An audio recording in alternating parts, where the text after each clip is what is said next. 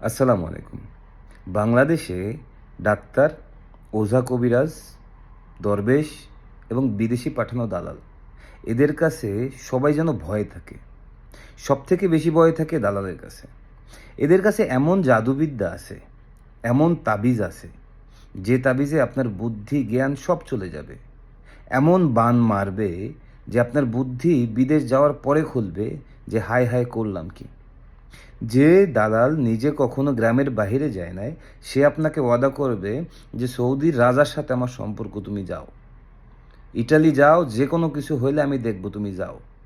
আর আপনি তখন আপনার জ্ঞান, বুদ্ধি সব হারায় ফেলেন এবং বিশ্বাস করেন।